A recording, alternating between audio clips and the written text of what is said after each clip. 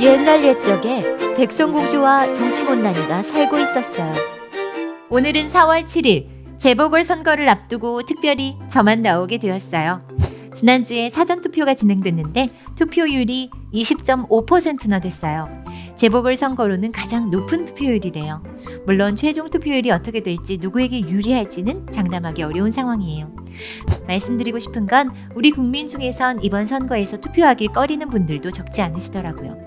특히 진보개혁을 바라는 국민들, 국힘당을 싫어하지만 문재인 정부에도 실망하신 분들이 있잖아요. 오늘은 이런 분들께 드리고 싶은 말씀이 있어요. 결론부터 말하면 그래도 적폐청산에 투표해야 한다는 거예요. 국힘당 후보들에게 문제가 있다는 이야기도 많이 들으셨을 거예요. 오세훈은 지금 내곡동에 가서 생태탕을 먹었냐 안 먹었냐가 쟁점이 되고 있죠. 원래는 그 생태탕집 아들이 월요일에 기자회견을 열기로 했는데 신변의 위협을 느껴서 기자회견을 열지 못했어요. 지금도 오세훈 지지자들은 어떻게 10년 전 옷차림까지 기억하느냐고 비꼬던데요. 생태탕집 아들은 자기도 당시 페라가모 신발을 신고 있어서 오세훈 후보의 신발은 유심히 봤고 똑똑히 기억한다고 했어요. 그리고 오세훈 후보를 기억하는 건 평소 가게 손님은 주변 직장인과 동네 주민들이어서 페라가모 신발에 하얀 바지를 입고 온 게 특이한 일이었다는 거죠.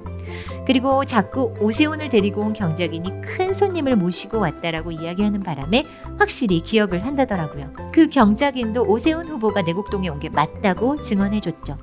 이쯤 되면 오세훈이 내곡동 땅에 간 건 확실해 보입니다. 사실 오세훈이 측량 현장에 갔든 안 갔든 오세훈은 내곡동의 땅을 가지고 있었고 또 서울시장으로서 자기 땅이 있던 내곡동을 보금자리 지구로 선정해달라고 요구했고 실제로 보금자리 지구로 선정돼 이익을 본 건 명백한 사실입니다. 그런데도 이익을 본 일이 없다며 거짓말을 하고 있잖아요. 증언을 한 식당 주인은 오셨으면 오셨다고 말씀을 하시지 그렇게 높으신 분이 왜 거짓말을 하시나 싶었다 라고 이야기했는데요. 셀프 보상도 문제지만 이렇게 집요하게 거짓말을 해도 정말 괜찮나요? 잘못을 했으면 잘못했다 인정하고 고치는 게 인간이 지녀야 할 미덕입니다. 반성할 줄 모르고 발뺌만 하는 오세훈 후보가 시장이 되면 시민 앞에서 겸손한 시장이 아니라 시민 위에 군림하지 않을까요? 국힘당은 촛불혁명을 부정하는 집단인데요. 시민 위에 군림하는 오세훈이 시장이 되면 촛불 시민의 염원을 짓밟으려 들 것입니다. 박형준은 또 어떤가요? 일단 LCT 사건은 결국 박형준이 특혜 받았다는 말을 듣지 않기 위해 의붓아들을 통해 빙빙 돌려 구매했다는 거죠.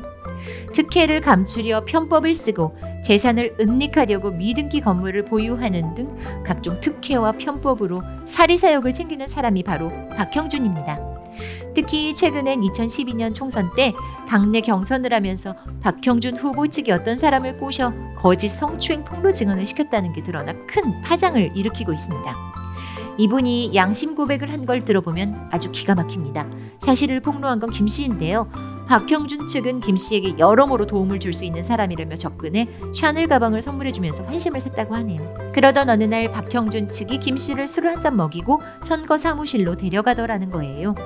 선거 사무실에 들어가는데 박형준이 자기를 보더니 큰 결단을 내주셔서 고맙다라면서 인사를 하더래요. 그래서 무슨 말이지? 하고 의아해하고 있는데 박형준 후보 측 사람들이 김 씨에게 미리 작성된 허위 진술서를 내밀면서 이 진술서를 작성해달라고 하더랍니다.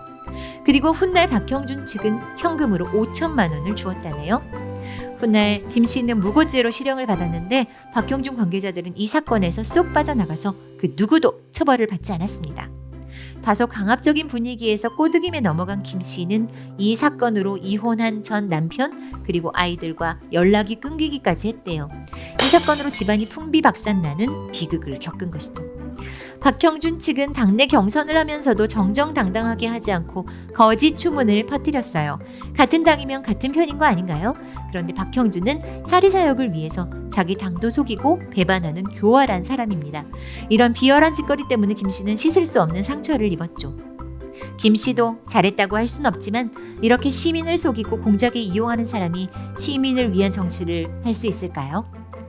우리가 박근혜 탄핵 촛불을 들었던 건 민주당이 좋아서가 아니라 국힘당이 적폐였기 때문입니다. 적폐를 청산하는 게 사회를 개혁하는 첫걸음이었기 때문이죠. 촛불혁명을 부정하는 사람들, 뻔히 보이는 거짓말로 국민을 기만하고 속여서 이용하는 나쁜 사람들, 이런 사람에게 투표할 수는 없지 않을까요? 이번 보궐선거도 적폐청산을 위해 투표해주세요. 백성공주와 정치못난이 이야기는 계속됩니다. 재밌게 보셨다면 좋아요와 구독도 눌러주세요.